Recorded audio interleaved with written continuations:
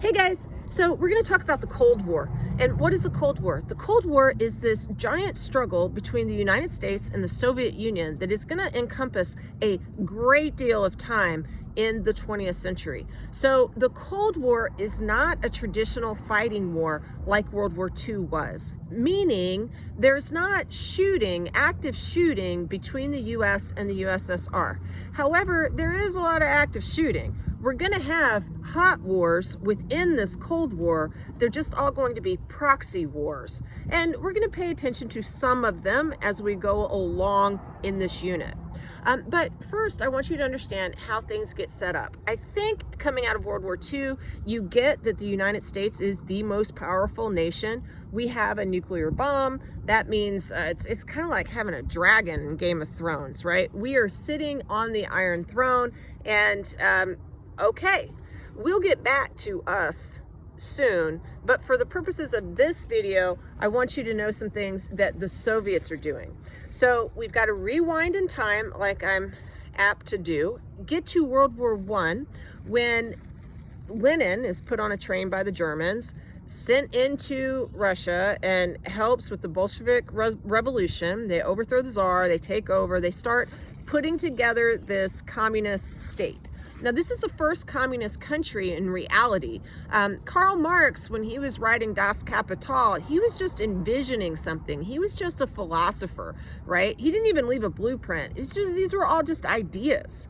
So he didn't even get right who was going to form the first communist nation, because in his mind, the proletariat would all be within these industrializing nations.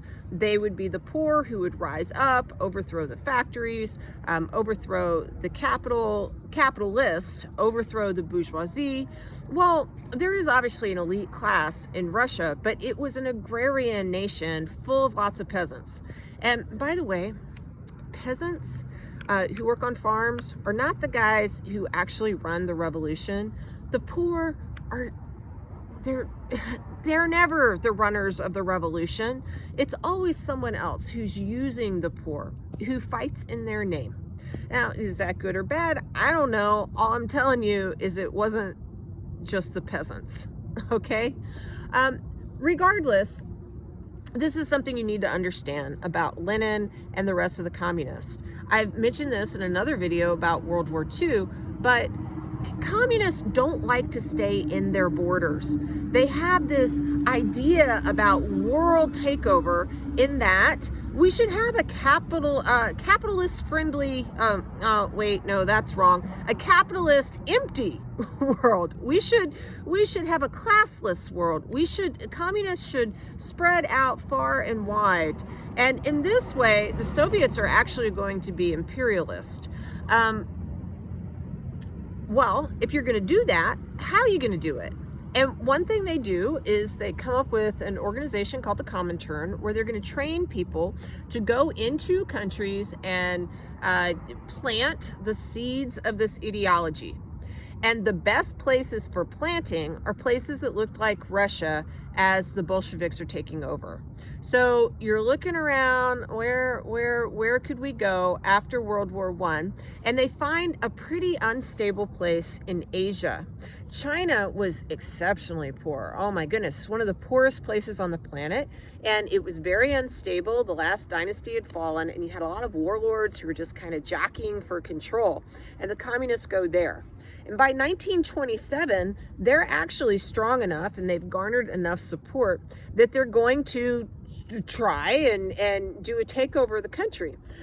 They will end up fighting with another group of people who are led by a nationalist who wants to unify China as one nation.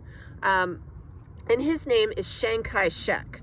Now, Chiang Kai-Shek is not a communist. So he's a nationalist. So you've got Chiang Kai-Shek, a nationalist, and the communists fighting one another. And this goes on for some time until the Japanese do something that is going to kind of change what the equation is. And what is that all about? You know that Japan wants to increase its own empire. It's out there seeking resources. It's dominating stuff in the 1930s. It invades Manchuria early on. And by 1937, it's going to engage in the conquering of a city called Nanjing. And this incident in history is super gnarly. It's actually called now the Rape of Nanking. And why is that? Because when the Japanese go there, they act a lot like some of those people that you read about in ancient history when you're thinking about, say, the conquering of Carthage. They come in and they are into just absolutely shutting everything down. And there's pillaging and looting and mayhem and actual rape. You see, the Japanese believed in this racial hierarchy and they were at the top of it. So in this way, they're pretty similar to Nazis.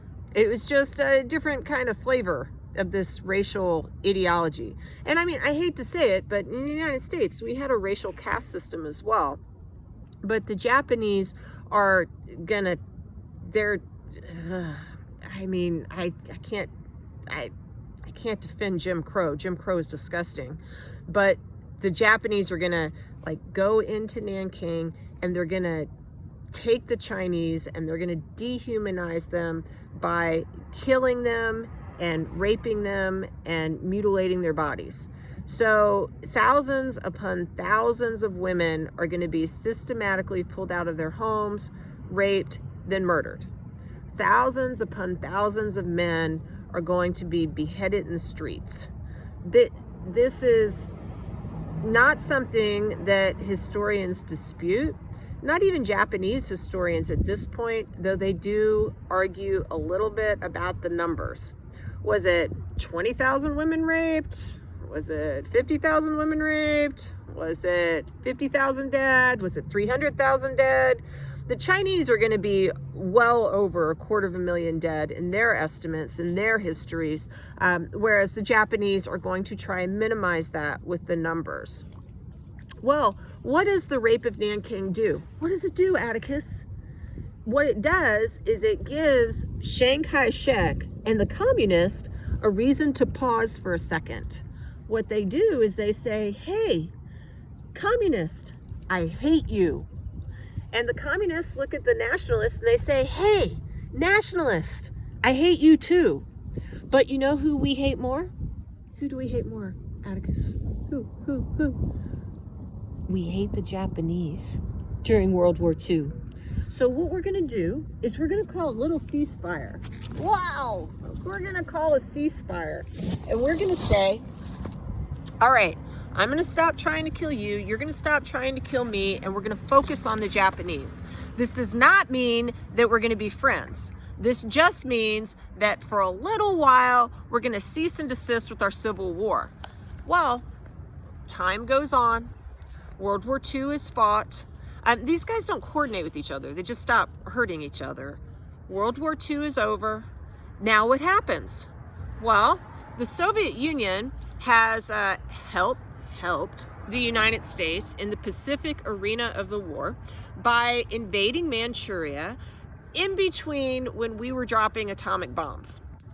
There are a lot of different theories about why, but I'm just going to give you mine. Joseph Stalin wanted the territory.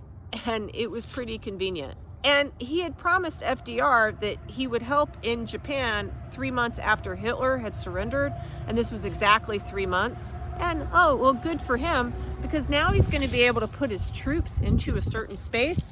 And you know what happens with Soviet troops? Once they get somewhere, they don't leave. So after the war, Joseph Stalin's going to leave his troops in Manchuria. He's going to set up a guy named Mao Zedong, who's going to recommence with the civil war against Chiang Kai-Shek. Okay? Now, I don't know if this is a spoiler alert or not, but who's going to win that little war? Yeah, it's going to be Mao and his little red book. But you know what? The United States, as part of the Cold War, we don't buy that. We're like, Mao wins the war. No, you know what? No. Chiang Kai-Shek does. And Chiang Kai-Shek will go and set up a little shadow government in a place called Formosa, which we now call Taiwan.